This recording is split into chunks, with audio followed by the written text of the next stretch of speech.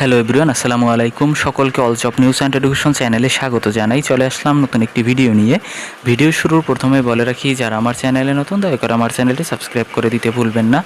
যারা ইতিমধ্যে দিয়েছেন তাদেরকে জানিয়ে অসংখ্য ধন্যবাদ। তো আপনারা অনেকেই প্রশ্ন করেছিলেন যে 19তম শিক্ষক নিবন্ধন মানে হচ্ছে নবম শিক্ষক নিবন্ধন বিজ্ঞপ্তি এখনও কেন আসতেছে না।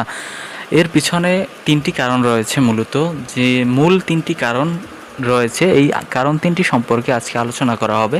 তো দেখেন, এখানে কিন্তু দ্য ডেইলি ক্যাম্পাস থেকে নেওয়া হয়েছে 3 কারণে আটকা নবম শিক্ষক নিয়োগ বিজ্ঞপ্তি।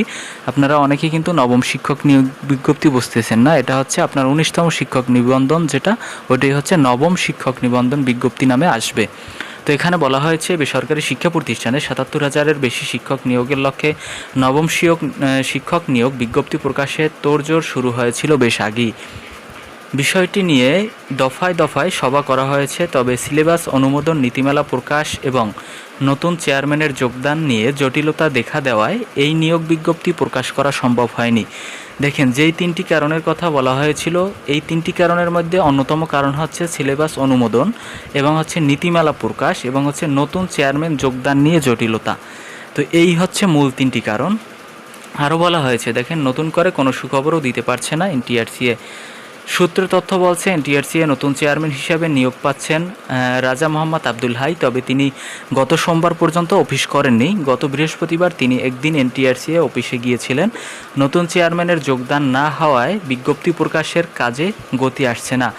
এর ফলে নবম শিক্ষক নিয়োগ বিজ্ঞপ্তি কবে প্রকাশিত হবে সেটি নিশ্চিতভাবে বলা যাচ্ছে না। এনটিআরসিএ বলতেও পারছে না।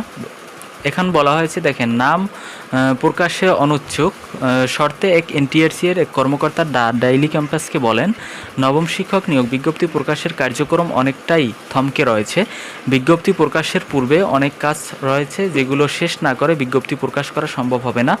এজন্য চাকরি প্রার্থীদের আরও কিছুদিন অপেক্ষা করতে হবে। তার মানে হচ্ছে, দেখেন, আপনারা যেটা মনে করেছিলেন যে খুব তাড়াতাড়ি সার্কুলারটি আসবে, এটা কিন্তু আর হচ্ছে না। এদিকে 19তম শিক্ষক নিবন্ধন পরীক্ষার জন্য শিক্ষা প্রতিষ্ঠানগুলো থেকে 77,799টি শূন্য পদের তথ্য পেয়েছে এনটিআরসিএ। তো এই বিষয়গুলো আপনারা ইতিমধ্যে জেনেছেন, কোথায় কতগুলো আছে এবং প্রভাষক কোঠায়, সহকারী শিক্ষক, ইবতেদায়ী কোঠায়, এগুলো আপনারা জানেন।